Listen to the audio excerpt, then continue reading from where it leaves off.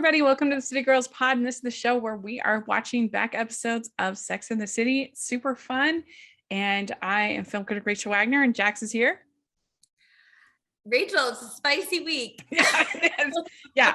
When I say this is a mature podcast for a mature show, I really mean it this week. This is definitely the spiciest that we've ever covered. Even and just like that. Do you agree? Oh, yeah. It was funny because I think we mentioned this before in other episodes. We try to save our chat for the podcast, but we usually do exchange a text or two after we've watched something. And after these, we were sort of like fire emoji. It is, yeah, it's definitely, I'm getting red just thinking about what we're about to talk about. Yeah, this is definitely not safe for work. If that's not your jam, do not listen to this episode. It will not be for you. Don't come after us when we start talking about it. But how have you been doing, Jax? We missed you. I've missed you too. Honestly, I've just been living vicariously through your Instagram posts. I've been enjoying your fashion and your fun and your adventures that you've been going on. So it's really been me and my cat just hanging out, watching Sex and the City and living through all your adventures. Do you have fun? I mean, I want to get a good score if anybody's doing a fashion report on the Hollywood Critics Association. I almost wrote that on your post. Like, I think I wrote that you looked great, but I also was going to be like, if I'm giving this from the City Girls Pod, this would make like the fashion recap. It was really fun. I went to the Hollywood Critics Association awards. They brought me out there, which was very nice of them. I'm a member of the group, it's just such an unbelievable thing. And yeah, it was an incredible night. Well, it was an incredible weekend. I got to stay with my friend Colleen, who did the Fran cast, if anyone listened to that. So we became pretty good friends through that. And it was fun to stay with her. And we went to the Madame Tussauds Hollywood Wax Museum. And at first I was kind of like, I don't know, this may be disappointing. But as you get further in, because the first level is kind of just a big empty room with the wax statues. But then as you get in, there's more interactive, like they have costumes and props and different stuff like that. Really? It makes it, really fun. Yeah. Like you can have like Thunderbird's jacket when you're with John Travolta, or like you can put on a wig for Edward Scissorhands, your hair, things like that. It's fun. I've never been, but I always think that whenever I see photos, like when I saw yours, or like when I've passed it in Times Square and they have like one figurine out or one figure out, I always think it looks so wild and fun. Like I love celebrity sightings. I'm such a fangirl that all that stuff is like right in my wheelhouse. I just think you should go. I'm sure there's one in New York, Times Square.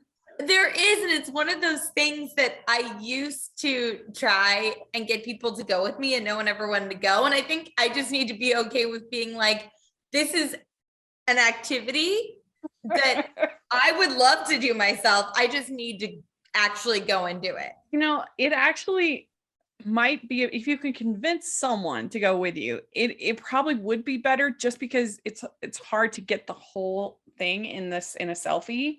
So you kind of need someone there to take your picture. That's the only reason why I would say try to go with someone.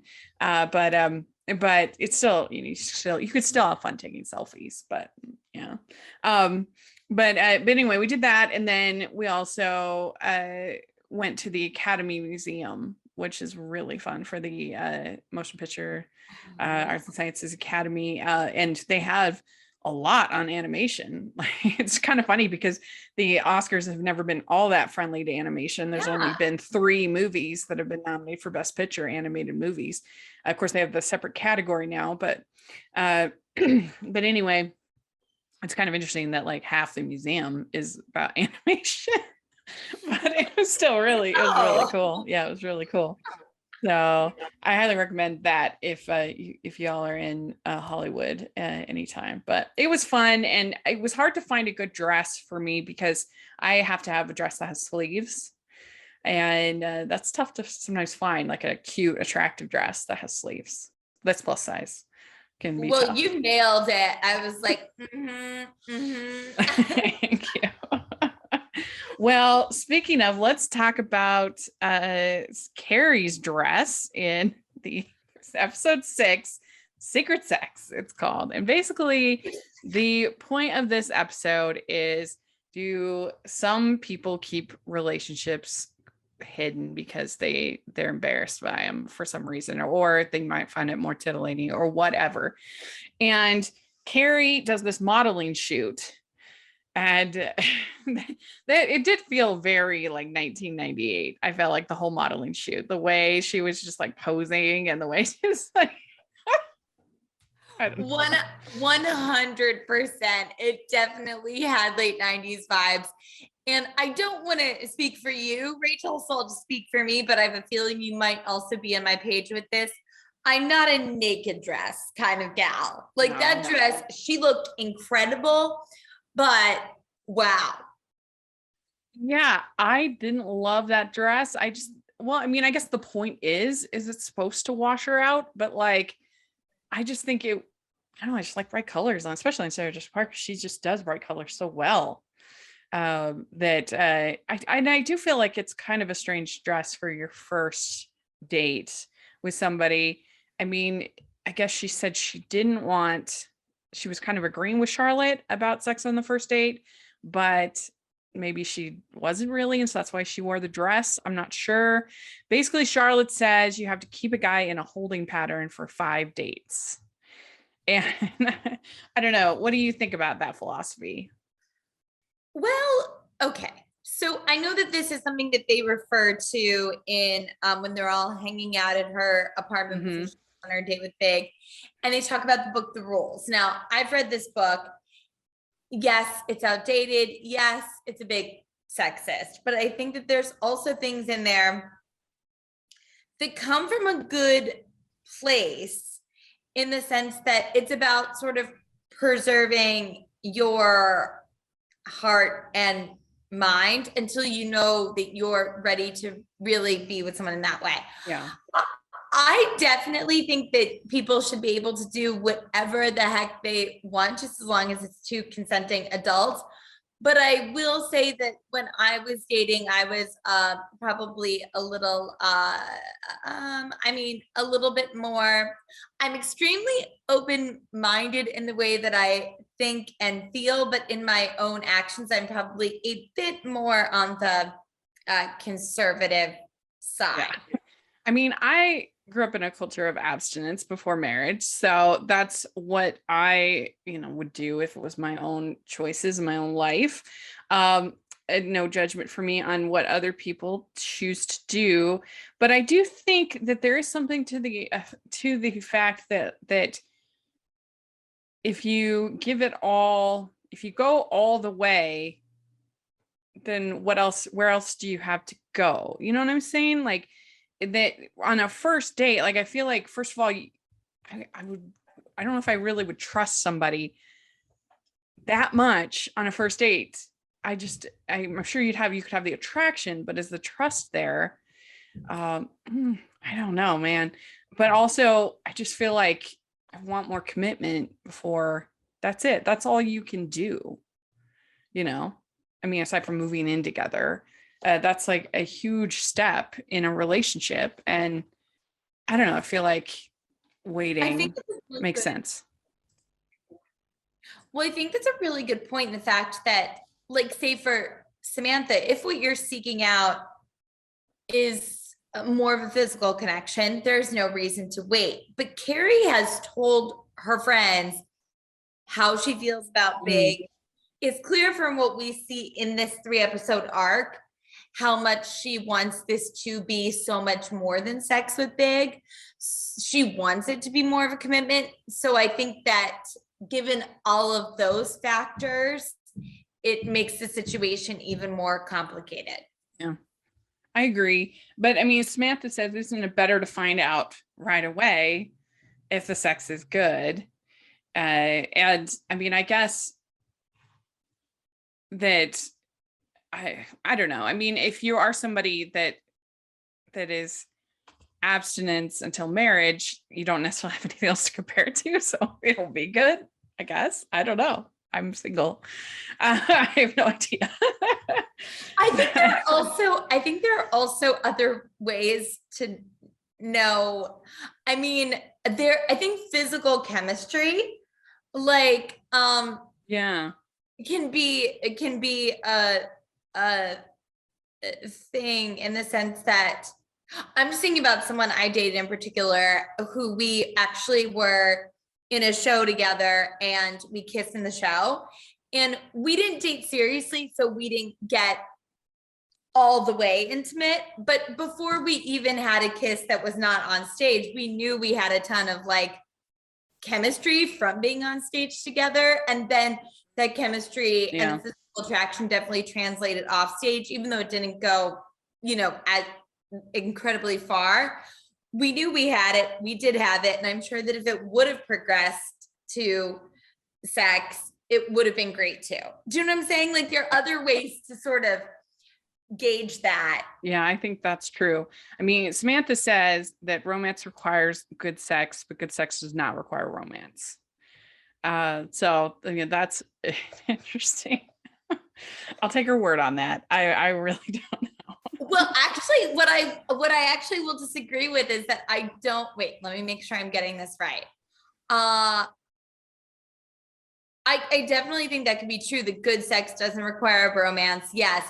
But I don't think romance requires good sex or sex at all. I've had romantic friendships. You know what I mean? Like, I think that romance to me is way more overarching than other things. Well, I remember we talked about that with Miranda and Steve, about their relationship and how like, ice cream nights could be the sexiest thing. Yeah. Because it was so intimate. I think intimacy doesn't require sex. Mm-hmm. Mm-hmm. Yeah. Yeah. I totally agree. Yeah. So speaking of Miranda, she round kicks a guy at the gym, Ted Baker. That was pretty funny scene. And then she finds basically porn in his apartment. And it was kind of weird because she confronts him about it, and then she never sees him again. I mean, would you be that embarrassed? I mean, I thought the whole thing was weird that she was honest about it. I mean, good for her, I guess, for coming clean or for saying something, but I am a snooper by nature. I'm not proud of it, but it's the way I am. I've snooped. It's not just romantic partners. I've snooped in my sister's journal. I'm a snooper. It's bad. I don't feel good about it. I'm working on it. But I would have told him, like, oh, spanky, spanky. Like, I think she could have kept that for later on, or just implemented it into their sexual activities without being like, I found your porn. But I can't imagine why he would be that ashamed of it. I mean, I'm not affirming that, whatever. I don't think that's good, and I don't think it's a good way to treat women. But the fact that I'm never gonna see this woman because she mentioned, like, how does he expect to have a relationship? I guess he just expects to keep it completely secret, which doesn't. I mean, I guess the good thing for Miranda for getting out of that. That's for sure. Yeah, that's his attitude. He was so embarrassed because wasn't the porn that the men were being spanked by the women? Yeah. So maybe he was so profoundly embarrassed, and I don't even think he should be. Like, maybe he likes that, okay? But yeah, I was surprised. I couldn't tell if it was because he was so embarrassed about what she found, or if he was really angry that she snooped. Yeah. So we also find out that Charlotte dated a rabbi at one point, and the smell of his wool, that's really funny. But I thought it was very funny. And then when she's talking to Carrie, she says, don't put this in your column. And are we supposed to believe that everything in this narration that she's going is going straight into her column? Because that would be a terrible thing for a friendship. So I was thinking about that too. And I think this is a convention that is very early on in the series because we're only in, the first 8 episodes. I think yes. I think and I don't think she names names, but I do think that she uses people's specific experiences and the narrative. And I think that's why she calls Mr. Big, and we don't find out his name until like the end of the series, is because that's what she refers to him as in her column, so that people don't know who he is, even though like, if you know, kind of thing. Yeah, I mean, that is one thing I try very hard to do with all of the podcasting and blogging and everything else that I do, is I try to only share my stories. And of course, other people are involved, but I try to be really careful, if it is a story, either to get their permission to tell the story beforehand, or to tell it in a way that's, fairly innocuous. It's tough, but I try really hard to just tell my story in all that I do. Let's see what else we got going on. So Carrie does go on the date with Big, and he's like, interesting dress. So it worked. It did its job, and they do have sex on the first date. And he takes her to this Chinese restaurant, and then she sees this guy Mike Singer there, and this did not hold up at all. Don't you think he was just the worst? Yeah. And I think Libby's darling. And I was like, Libby is, first of all, she's just physically adorable. Not that that matters, but she's a cutie. Yeah. And he says she's smart. He has fun with her. I'm kind of like, I don't have time for your, I know this is an explicit show, but I don't want to say this word, but I'll say F-boy nonsense. Like, right, he's an F-boy. Like, I'm like, you're full of it. Yeah. It's so disrespectful to this woman. So such a jerk to say she's smart, she's sweet, and they're great together, but it's just not somebody I see myself with. I mean, this is like the equivalent of the modelizers that we talked about last time. And I don't know, I felt like they were trying to make him seem like, oh, he's not too bad, like a man's man or whatever, friends with Carrie. And I was just like, no, this guy's a jerk. I hated him. I thought it was also interesting that Carrie, having just been friends with him, did not know this really crappy side of his personality until this moment. And it made me realize that a lot of the male friendships I had that are completely platonic, where I've been like, oh, how did that not work out with that woman? Or, oh no, but he's such a great guy. Unless you've dated someone, you really don't know all the sides of them. And I should stop like defending all of my guy friends, because some of them might be just as shady as Mike, but I just don't know it because they're just my friends. Yeah. Do you think in New York there really are like the secret sex place, like this Chinese restaurant where people take people like this? Okay, so I actually, sometimes I watch things and I'm like, oh, I don't know, that's like, dramatization, or I don't relate to that. But I 100% think that maybe it's not like a specific spot that everyone knows, but I do think that it is very common in New York, because it's such a big city, and you won't see people out, you won't run into people like you're in a smaller town. I think that it's very common to keep things separate from each other. And it's so shady. So Big claims, oh, I only went there because it's my favorite place. And he says that he's not keeping Carrie's secret after she confronts him, and he says, I can't stop thinking about you. He's also concerned because he didn't introduce her to his friends. at a certain point, and he's like, those people are losers. I didn't like them, kind of. And so, yeah. And so then they end the episode with them all toasting Carrie on the bus. So with the bus having male genitalia like drawn on, like, and that was so New York to me. It's like this iconic moment where you're celebrating being on the side of a bus. It's this triumph, and then the bus rolls in and someone's graffitied something on it, so that Carrie's just like, the air is totally let out of her tires. And it's so funny because as if Carrie would ever ride a bus, that would never happen.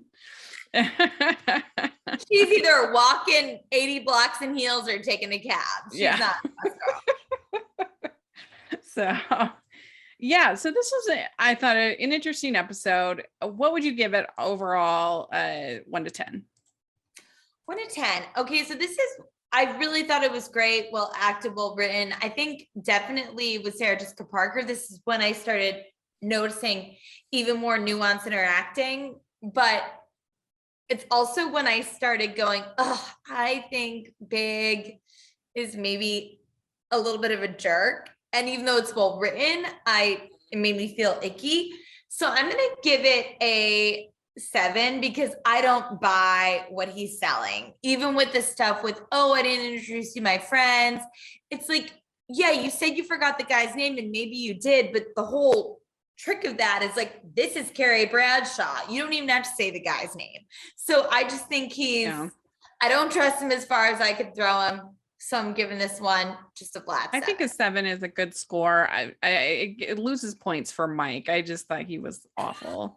So we're Team Libby. We're Team Libby. Yeah, oh yeah, totally Team Libby. We'd like to take a second from this episode of the podcast to celebrate our sponsor of this episode, and that is the Hallmarkies Patreon. Do you love Hallmarkies podcast? Do you want an inside scoop into what happens on the podcast? Do you want early access to episodes and loads of cool perks? Now is the time to become a patron of Hallmarkies podcast. By becoming a patron, you get to access our patron Facebook group. You can request episodes or even be a guest on the podcast. And most importantly, any patron can join our monthly movie watch-alongs with stars like Paul Campbell, Natalie Hall, and more. It's as low as $2 a month to join in and become a special part of the Hallmarkies family. Please consider, and we will love you forever. Go to patreon.com/Hallmarkies. That's patreon.com/Hallmarkies. The next episode is called The Monogamous. And this is basically where we talk about the desire to be with one person versus continual dating. Carrie is in kind of La La Land at the beginning. Then she realizes that Big is dating other women, and that, throws her off. And we have some great Stanford moments in this episode, I think. So there's in Charlotte, she has an interesting relationship with a guy named Michael Conway. And so there's a lot going on here. And she says the peculiar effects of infatuation. So she had forsaken the girlfriends for the new boyfriend. And this is something definitely I think anybody that's an older single can definitely relate to, that all of a sudden, oh, your friend is missing in action for a long time. And I don't know if that was something that when you got engaged, if that was something you sort of consciously thought about okay, or was that something you experienced at all, sort of the girlfriend versus fiance? I think that just by the nature of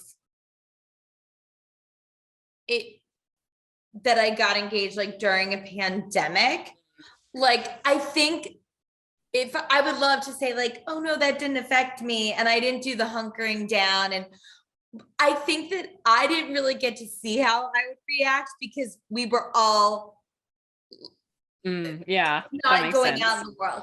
Yeah, like it's never been something that I think I'm a pretty independent person, but also I don't know. I think it's a really good question, because I don't think I can fairly assess whether or not I actually did that, because during all of that we all had to stay home, and I do live with my fiance and my cat. So it's like, okay, why? Yeah. So I don't know, but I definitely have seen it happen with friends, and some friends more than others, that you're like, oh, they're doing that thing. Like they just shut it all down. You don't get to see them anymore. And even like the communication is a lot less.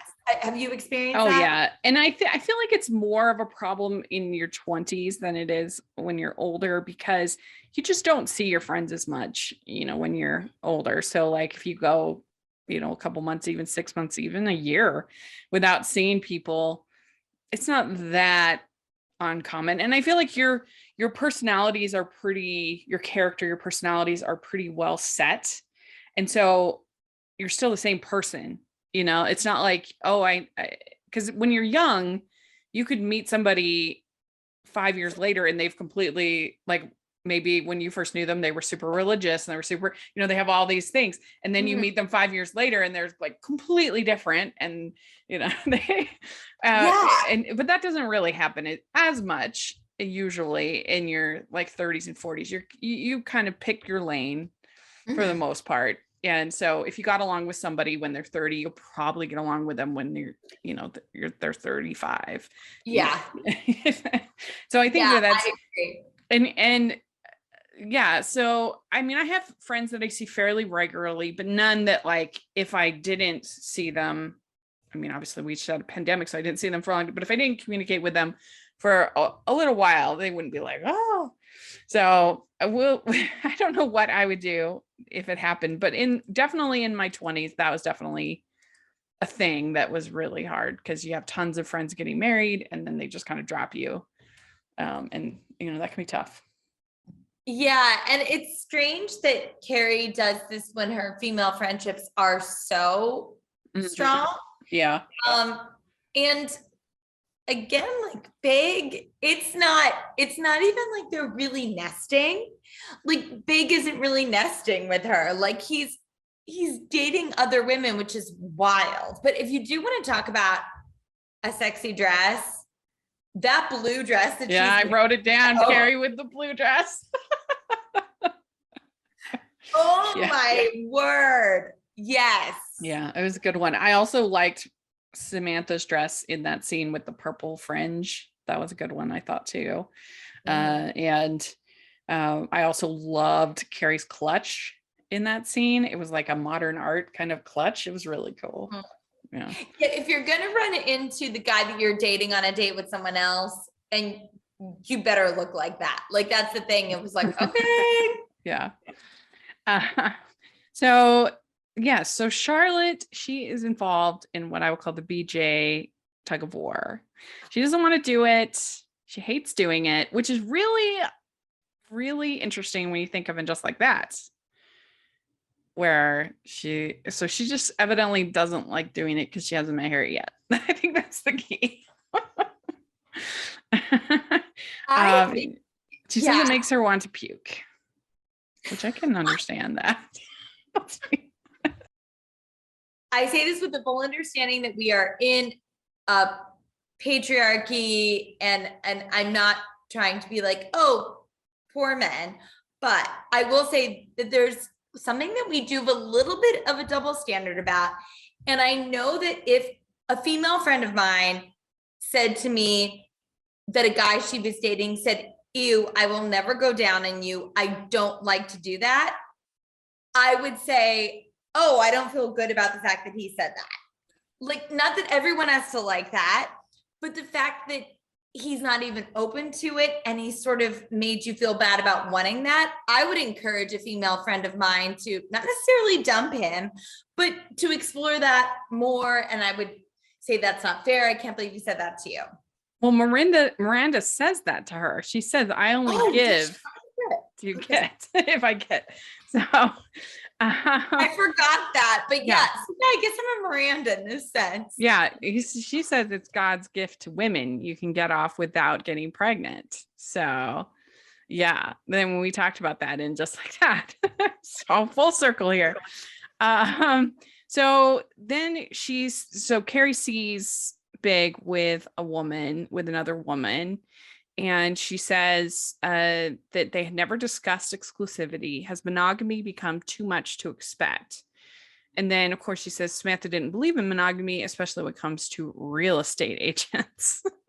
What did you think about all this with Samantha and the real estate agents? Okay, so I thought this whole plot line was so funny and so Samantha, and very New York City too, with if you are trying to buy a place, the whole real estate market is pretty intense. And also these brokers are very competitive with each other. The scene where the original broker she was working with walked in on her with the other broker in not only in the showing of a new apartment, but of an intimate moment, I just thought was chef's kiss. And I thought that like everything about that was just hilarious and like iconic Sex in the City, you know? Yeah, it was really funny. And and just very Samantha as her character. Yeah, it was a good moment for her. I loved Carrie and Stanford. Stanford says monogamy's on the way out. As the millennium approaches, everyone is keeping their options open. Which that takes you back to Y2K and all that. It totally did. I was like, oh, and yeah, Stanford, you just realize how strong that friendship was and how much fun he was, and was much bigger part of the show than I think I even realized before doing this rewatch. Yeah.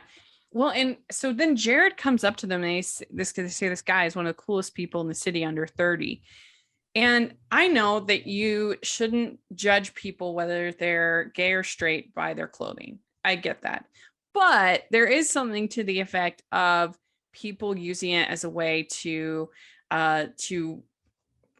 what is it? To identify, so that if you're in a crowd and you are, a lesbian, you want to see who the other lesbians are. So you do things, you wear things, you have your hair in certain ways, oftentimes, not always, but there are sometimes identifiers. So I don't want this to be said, but I thought for sure that Jared was going to be a love interest for Stanford.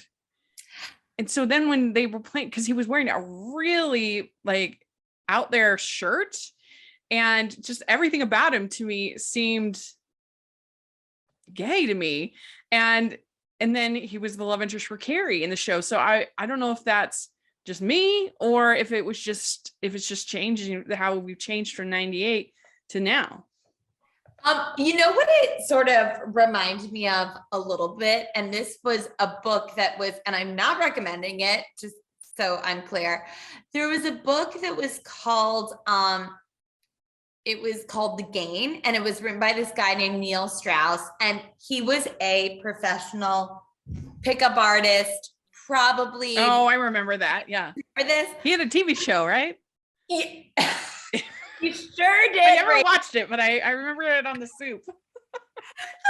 You even knew he had a TV show just warms my heart, because I was telling someone about this the other day and they're like, I don't know anything about this. And I was like, no, mystery, had a TV show, he had the book.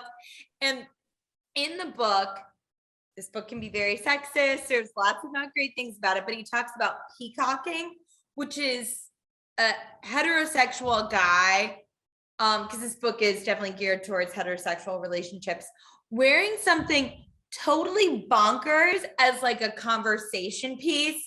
And that's what that read to me as. Not necessarily that I didn't think that he could have been gay, because absolutely. But when I saw him, my mind went to like, oh, he's peacocking. Kind of an eye roll. That makes sense. Yeah, I can see that. And it was Justin Theroux playing Jared. Yes. So that was kind of fun. One an interesting Justin Theroux performance. There was a movie last year at, I think it was TIFF, I saw, called Violet. You should check out. And it's a really good movie. It's about this woman who starts kind of hearing voices telling her about her life and what she should do. And she works in this movie production studio, and her boss is a total jerk. But the voice that she starts hearing is Justin Theroux. Stop freezing. Oh, I want to see this. It's called Violet. Yeah, it's called Violet. And she even has like images that'll pop up, and then you'll see what the voice is saying will be written out on the screen. It's a really artsy movie, but it was one of those that actually worked for me, because a lot of times at festivals, you see all these movies, like, ugh. But this one I actually really liked, and I thought, and has Luke Bracey in it. It was super dreamy. If you want more Justin Theroux, which why wouldn't you not, check out Violet. I think you'll really like it, because she's been a coward in her life. Like, she hasn't stood up for herself in her life, and she's just kind of done what everybody expected to her. And so this voice starts kind of telling her to be more brave, do this, speak out for this, want this in your relationship, like get a date with Luke Bracey. And I don't know, I just really liked it. I thought it was really good. And Justin is the voice. Justin is the voice, yeah. So I wish I had a voice in my head that's kind of like telling me to go for my dreams. Yeah. Miranda. So then we have they run into Skipper and this woman Allison, and Miranda had broken up with Skipper, and she gets super jealous seeing Skipper with Allison. And I thought this made Skipper look like a real jerk. I didn't really like this at all. I mean, he's being intimate with Allison. Miranda calls. He basically breaks up with her mid-coitus. And I don't know. I just thought that was terrible. He's supposed to be a nice guy. Like, he's supposed to be the one that's friend zoned, not the one that's a jerk. So that was disappointing. Yeah, I think the one great thing about this plot line is that it does give us the line that you're referring to when she says, like, are you breaking up with me when you're inside me? And it is kind of an iconic line. But yeah, I mean, to be honest with you, Rachel, I didn't like the way it made Skipper look, and I didn't like the way it made Miranda look. Yeah.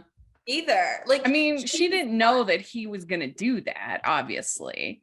But her being at the her end, being so jealous, and I mean, having the way that she treats Skipper is not good.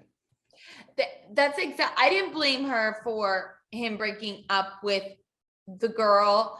I blamed her when, he was like, oh, I guess we're together now, whatever. And she's like, no, we can see other people. We can do whatever. Yeah. It's fine. She feels that way, but she didn't lead with that. She didn't say, hey, seeing you with that woman made me jealous. I'm still not really looking for anything serious, but like, I am wildly attracted to you. Can we get together? Like, again, all about two consenting adults doing what works for them, but you have to be open and communicate with people about what you actually want. Well, and then when he says, I'm not your private stud horse, that made me laugh. Yeah, I know that she would just assume that he's going to kind of be there for her without wanting any kind of commitment. I mean, I feel like even Samantha tries to communicate what she wants. We see in the next episode, she doesn't always succeed in that, but she tries, I think. Yeah, I think you're right. I think Samantha is always going into situations being as honest as possible. Yeah. And so then we have Carrie is sort of flirting with Jared, trying to make Big jealous. And it turns out Big is waiting at the wrong entrance for the club. And so, yeah. And she says, in a city of infinite options, sometimes there's no better feeling than knowing you only have one. That was cute. I did too. And even though like I'm sort of in the Big is overrated and he's acting a little bit jerky in this set of episodes for my taste. Yeah. When she asks him about standing still and he puts his arm around her and they just sort of look up at the night sky. Yeah, my little romance heart sort of went pitter patter. I do think that was a really sweet moment. So would you give this one like 7.5? Yeah, I like this one a little bit better than the other one. It doesn't knock it out of the park for me, but yeah. Yeah. We'd like to take a second and thank our sponsor for this episode of the podcast. It's the Hallmarkies merch store. Are you looking for that perfect gift for the postable, Hardy, or Hallmarky in your life? What about getting that t-shirt or hoodie that will help you stand out at your next holiday party? Now is the time to check out the Hallmarkies merch store. Full of festive designs by artists like Jessica Miller, Carrie from Hallmark Comics, and more. You can even have more than just shirts, but totes, cell phone cases, notebooks, mugs, and more. And it isn't just Hallmark. We have designs for Anna Green Gables, Man from Snowy River, The Nanny, and more. Every purchase at the merch store goes to help support the podcast and allows us to make the great content you know and love. There are frequent sales, so go to tpublic.com/stores/Hallmarkies or see the link in the description. That's tpublic.com/stores/Hallmarkies. All right. So then the next episode is Three's a Crowd. And basically this episode is just all about, what do they say, menage a trois? Yes, this is very, very, basically they say that threesomes are the BJs of the 90s and that Miranda had only had one in college. So I want more information about Miranda's threesome because, wait, was it with her and two other guys? I'm not sure. It was something like that. Yeah. Okay, but here's the thing. There's so much to investigate there in the sense that if it was Miranda and a woman and a guy, I'm intrigued because then that's showing us like, oh, she was maybe slightly open to women before and whatever. If it was Miranda and two guys, I'm like, cool. But are we expected to believe later on that you've never enjoyed having sex with men? Like, there's just so much there that I'm like, Yeah. what is going on? Well, I think that that's one thing that Barney Stinson calls the devil's three-way. I love those episodes where he's talking about that, and then he's like, "I want to get my belt," because Barney had never had a threesome, and I remember he's like, "I want the belt," because he said when you have your first, you get the belt. Yeah, I laughed so hard though at the hoedown for spina bifida and all of that was really funny. So yeah. Charlotte meets Jack at these disease benefits. I can't imagine anything that would be more romantic. Yeah, they were good. They must have died laughing, figuring that all out and making those signs and everything. They must have had a lot of fun. We could put that on a t-shirt. That's great for the merch store. Yeah, I mean, Samantha says only way to do it is to be the guest star is her philosophy. I just can't imagine. I mean, I come from like way on the other side of this whole spectrum, so of course I can't, but I just can't imagine being comfortable doing something like that with people that you don't know. I don't know. It seems crazy to me, but I know that, you know, other people are more utilitarian about sex than obviously someone like me who, you know, grew up in a very religious background. I just can't imagine that being the case, that you wouldn't at least want to get to know somebody. Being a total stranger, I don't know, to me seems crazy. What do you think? Well, something about that line that I think is funny, but also the truth that I do see in that, and I think that this is what she's smartly alluding to, is that if you're the guest star and you're sexually exploring with an already established couple, that couple might end up having actually a lot of real life baggage around this threesome where there's fighting and there's jealousy and all these things that, of course would pop up. That line made me laugh in that way, where it's like she gets to come in and enjoy herself, because it sounds like she's able to do that, and then she can leave before anything gets uncomfortable for And it's her. probably also the fact that she is being kind of idolized by these two people and almost worshipped in a way, that it's this huge event in their lives, and that would probably be kind of exciting, I guess.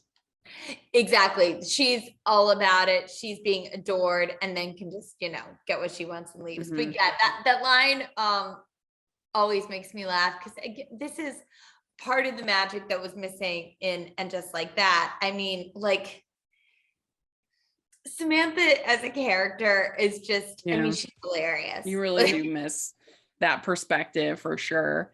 And she says, I don't have relationships, which is why I have great sex. So yeah, it's interesting. And Miranda says it's like picking teams for dodgeball. That'd be traumatic. Dodgeball's the worst. Can we just, yeah, no one, first of all, picking teams is the worst, because no one ever wanted me to be on their team. And also dodgeball's terrible. So let's just get rid of anything. Yeah. What do you think of Dancing for Dyslexia? That made me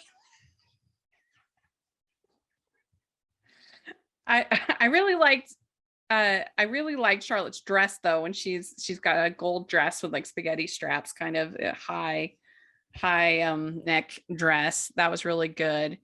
But yeah, it was funny. This whole series of things is also so Charlotte, because she has a big heart and she wants to date someone with a big heart, but yet there's just so much hilarity, and the whole bonkers nature of this being a thing, it just tickles me no end. I also feel like it's very New York, in that like elite, like, oh, look, we're donating money to these causes, but we're, like you said, having a hoedown for spina bifida, and we're dancing for dyslexia. Right. So Charlotte, her boyfriend Jack, he wants, his dream, his fantasy is to be in a threesome with Charlotte and some other person. And she is very obviously nervous about this idea. She has this dream that thinks, and then we also have Samantha is with a married man in this episode, and so she says no muss, no fuss, but it turns out she can't control other people's feelings, and he is getting very attached to her. Yeah, this guy was kind of ew for me. It is, I mean, no sex appeal whatsoever, and then of course the fact that he's cheating on his wife. Yeah, hard for me to find sexy a man who's cheating on his wife. Like, that's just not me. And I know that we'll probably get more of that on this show, but nevertheless, yeah, there wasn't a lot really going for this guy, like you were saying. Yeah, no. And it's so uncomfortable when the wife confronts Sam, like it just the whole thing. Yeah, and it's infinitely complicated. Like, if you're having this episode, I think is really interesting, because you've all these people who have so many different needs and wants and desires, and some people are communicating them in a really ethical way. Like, to me, there's nothing wrong at all with the guy that Charlotte is dating saying like, hey, I want to have a threesome with you. No, I don't think that him kind of like ignoring her when the action gets started is very nice, but you see the way that people try and be honest about their desires, and I just think it's very interesting, because I feel like there's so much going on in this episode. Yeah, and we also have Miranda, who she's upset and talking to a therapist because none of her friends want to have threesome with her, which, why on earth would you ever? I would never want to do that with my friends. Like, that would be so awkward. I don't know. Like, I could, I mean, but then I just said how weird it would be to be with a stranger. So I don't know. I can't win. I guess it's just not for me. That's a huge shocker. But But I don't know. I would think that would be really weird, but she's upset by it. I think there's a happy medium here in the sense that like, I mean, this, not saying this is what I want, but like, I don't want my like best friend, like my best girlfriends to have a threesome with me. And maybe I wouldn't want with a stranger, but it's like, oh, that cute acquaintance that I kind of know that things are like safe, but like we're not tight. But her friend's not wanting to have a threesome with her. I think it'd be much weirder if her friends did. Like, right. I agree with you. They are too close at this point for that. That would make me feel weird. Yeah, I agree. So then Carrie finds out that Big has an ex-wife and that he had done evidently threesomes with his ex-wife. And so she then goes and meets his ex-wife, Barbara, who's a children's publisher. And that whole thing with the Kathy and the magic cigarettes. Oh my. This is one of my favorites of the whole series. I want that book. Like, I mean, we talked about it, that she smokes way more than we remembered. I mean, than I remembered at least. I mean, you would never have that now. It's crazy. I mean, you could have all kinds of murder and violence. Like they were just talking about it with the Batman, that Colin Farrell tried to get the Penguin to be able to smoke a cigar, and they refused it. And this is a kingpin who murders many people in the movie. Spoiler alert. And I just like, what? We've lost our minds. Murder is okay. Lung cancer, not. Yeah. I was obsessed with this ex-wife. I think she is a delightful human being. And when Carrie is pitching this book idea, and we know she sounds ridiculous with Kathy and these magical cigarettes, and you see Barbara's face and you think that she's gonna hate it, and she's like, I love it. And I don't know, everything about really it. Funny. Like, I just was like, oh, this is a woman that I would be friends with. And I think she's too good for Big. Yeah, she was really funny. And I mean, it's so ridiculous. They got this book. I mean, I guess that Carrie didn't know that she was a children's book publisher. She just thought she was a publisher. And it was really good. It was a total moment of when you saw the wheels turning. It reminded me of Brady Bunch when it's like, George Glass. It's like she's making it up as she goes along. And you saw Carrie just being like, what the heck am I gonna pitch? And she's like, magical cigarettes. That'll work. Well, and it's so funny that Barbara basically wants to become her friend.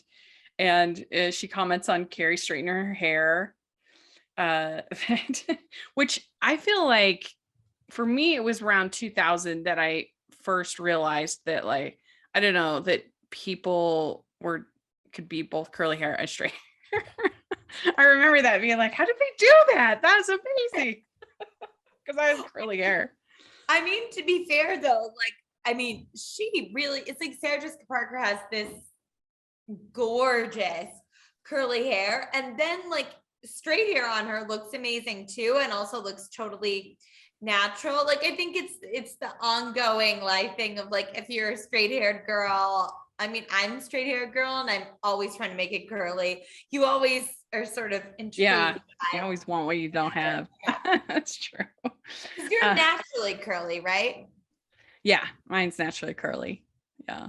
Yeah, and so like I'm not someone who's like I'm not that much of a jealous person, but that's probably the one thing that I'm just like, oh, like naturally curly hair to me has always been so fun. Well, that is one nice thing about Sex and the City, is that they have curly hair, and like you think about Hallmark movies, they're almost never anybody with curly hair. Very rare.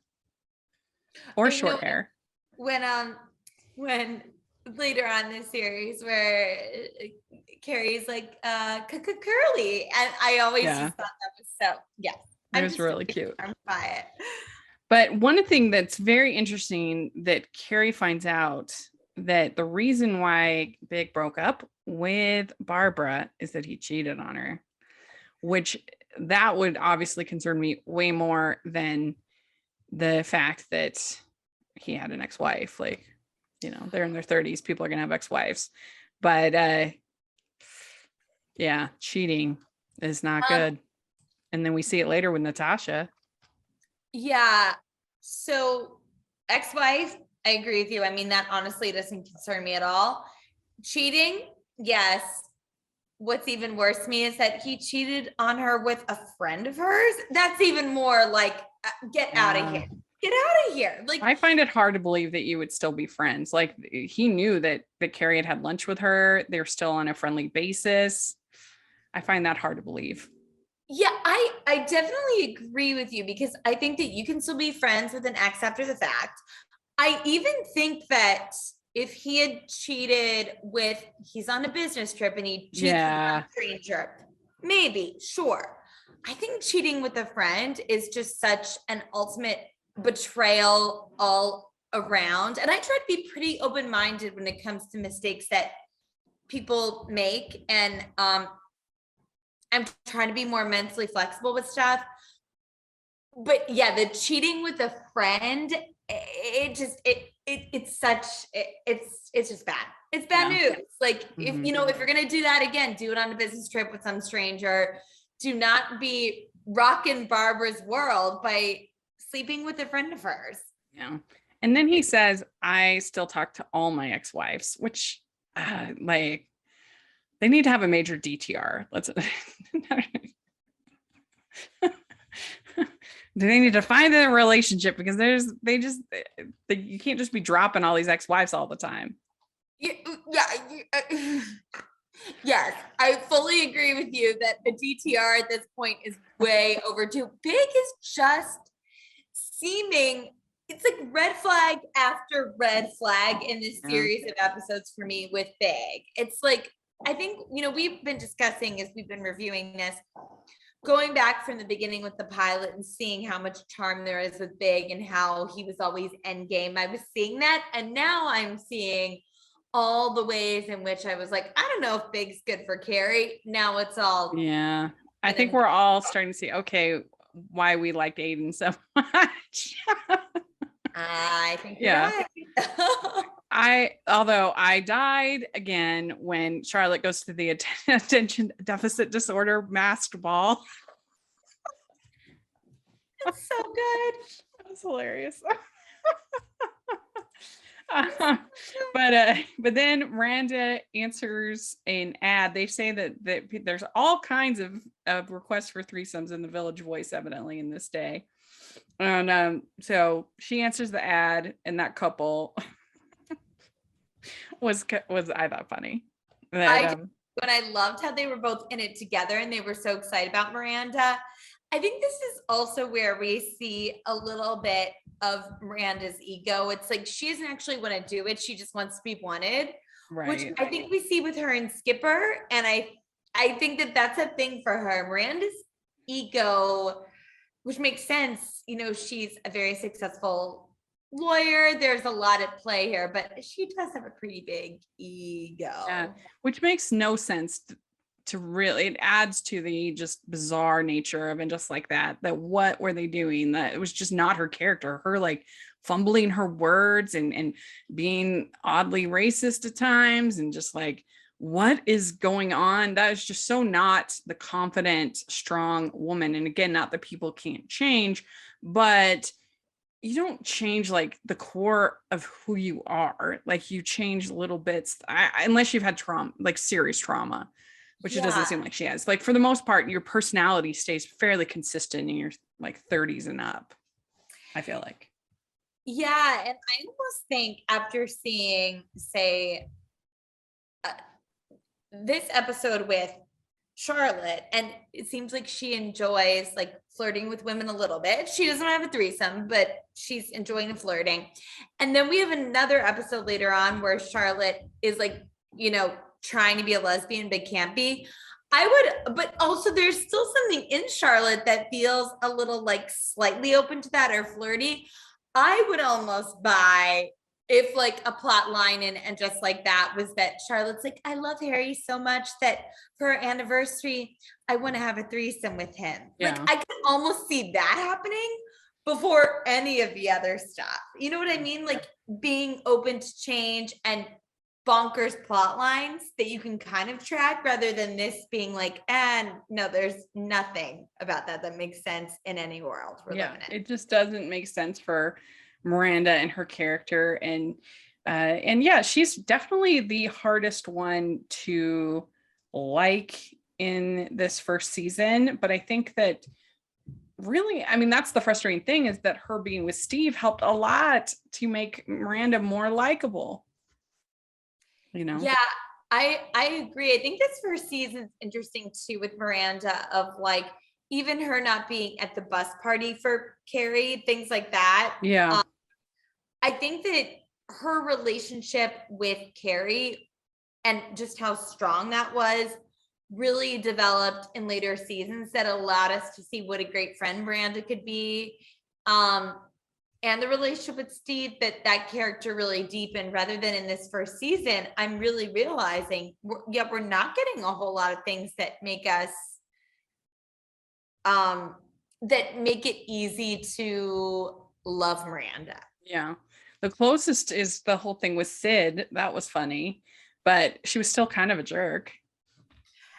Yeah. Yeah. Again, really funny. I liked how ambitious she was. Like, it's fun to see her like in a baseball outfit, like being sporty, and like there's something cute and charming about it. But yeah, it's not necessarily like she's all that likable. Mm-hmm. Yeah, I agree. Well, what would you give this episode? Okay, so Rachel, I really, really like Barbara, and I wish actually that she would have recurred at some point. So I'm actually going to give this one an 8. Yeah, I mean, I guess I can see that. There was some good fashion in this episode. Carrie with that red coat and the gold jewelry. I thought that looked really good on her. And we already talked about the hair, but and then Charlotte in the gold dress. Then I also liked, there was Charlotte with a pink flower jacket and Carrie with a light blue shirt underneath, and then had like a cobalt top on top of it that looked really good. Yeah. So yeah, I'm gonna go 7.5. But I feel like if I can talk about this episode, we can cover anything. We're good. I was like, this is gonna be challenging.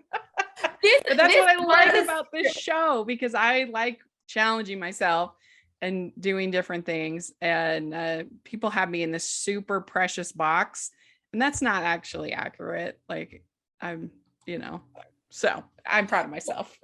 I'm proud of you too. And also, like, obviously the whole series is mature, as we said, like, yeah, these three in a row were extremely spicy. So I do think that it was just an interesting little section that we were covering today. When I was watching them, I was like, oh, this is we're doing it. Well, let us know if you're listening what you think of these 3 episodes and how you think we did in covering them. We'd love to hear your thoughts. And Jax, how can people find you? At Jacqueline C Tweets on Twitter and Jacqueline Collier on Instagram. And you can find us at City Girls Pod on Twitter, and you can find me at Rachel's Reviews, all of our social media, iTunes, YouTube, and on Rotten Tomatoes. So check that out. And also make sure you're following the Hallmarkies Podcast, Hallmarkies Pod, and Hallmarkies Podcast, all of our social media. And if you are listening on iTunes, please leave your ratings and reviews, especially because this is a new show. We would really love those 5-star reviews. And if you are watching on YouTube, please give this video a thumbs up and subscribe to the channel. We appreciate that so much. We also have our patron group and merch store, and we just started with annual patron pledges where you get 10% off of whatever you want to pledge if you do so annually. So definitely check that out. We would be so grateful. And we have the merch store, which is super fun. So take a look at that. And thanks so much, Jax. It's always a blast. And we will talk next week. Thanks. Bye, everyone. Bye.